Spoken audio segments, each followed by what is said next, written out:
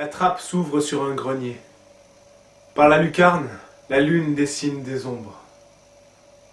Au milieu des décombres, un tableau délaissé, posé sur un vieux pupitre. Sur sa plaque cassée se lit un titre, Alaska. Au centre, une forme, un point, une trace, se traîne en peinant face à la glace qui le fracasse. Nulle couleur dans le décor environnant, la neige s'étend tout autour du rescapé, en serrant la silhouette isolée.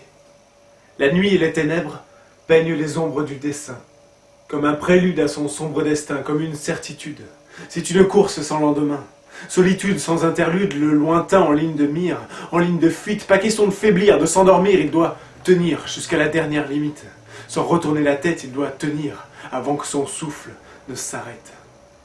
Il sait seulement qu'il faut qu'il fasse vite. Oublier les petites pépées et les pépites, il fuit, sans lune et sans recours, obscurité sans firmament, nuit sans fortune et sans secours. De haut, sa lutte n'est que monochrome blanc. Un tableau évanescent de son corps haletant. Silhouette tournoyant dans la neige, coulant sous la surface comme un bouchon de liège, dans peu de temps, c'est sûr, il tombera inconscient. Et sa couverture sera un linceul blanc. La chute vers le sol, dernier coup de pinceau, inéluctable fin du rôle. Achèvement du tableau. Et comme dans un roman de Jack London, la mort se donne un chapitre de sursis. Pas de répit face au vent qui le bastonne. La soif de l'or sempiternelle dans ses prunelles brille comme un diamant. Il a la rage comme Cro-Blanc. Il pousse, il tire, n'en démord pas, ne s'endort pas et regarde droit devant. Le vent lui siffle un air méchant, un air strident qui lui glace les tympans. Sous le souffle d'épaule, il s'avance en combattant. Encore un dernier coup d'épaule pour mettre le pied devant. Le pas peu assuré, peu rassuré, lourd se pose pourtant. Encore et toujours. Bientôt, sûrement, le blizzard le prendra. L'histoire ne le dit pas, mais le dénouement se devine.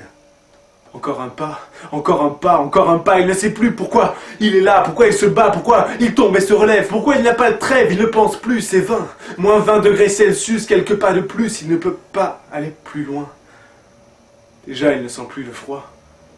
Quelques minutes encore, et tout s'arrêtera.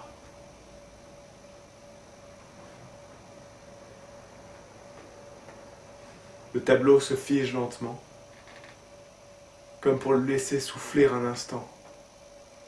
Il est pourtant encore debout, enfoncé jusqu'aux genoux. On dirait qu'il annonce quelques phrases inaudibles.